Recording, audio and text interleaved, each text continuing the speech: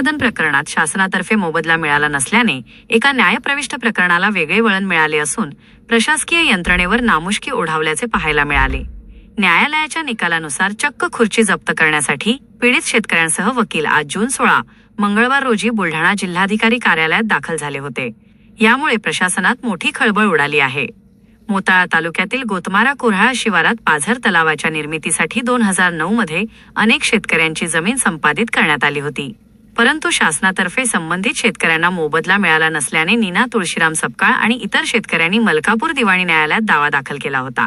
या संदर्भात न्यायालयाने 2023 मध्ये निकाल देत बुलढाणा जिल्हाधिकारी, लघु सिंचन अधिकारी आणि विशेष भूसंपादन अधिकारी कार्यालयाला 5,58,010 रुपये अदा करण्याचे आदेश दिले होते, परंतु एका वर्षाहून अधिक काळ उलटूनही पीडित शेतकऱ्याला मोबदला मिळाला नसल्याने न्यायालयाने कडक भूमिका घेत जिल्हाधिकारी तसेच विशेष भूसंपादन अधिकारी, लघु सिंचन विभाग कार्यालयातील खुर्ची आणि इतर साहित्य जप्त करण्याचे आदेश दिले होते। यानुसार मंगळवार जून 16 रोजी जप्तीच्या कारवाईनिमित्त ॲडव्होकेट विनोद बावस्कर यांच्यासह पीडित शेतकरी प्रथमतः जिल्हाधिकारी कार्यालयात पोहोचले होते, परंतु जिल्हाधिकारी हजर नसल्याने नंतर जलसंधारण विभागातील अधिकाऱ्यांची खुर्ची जप्त करण्यात आली आहे।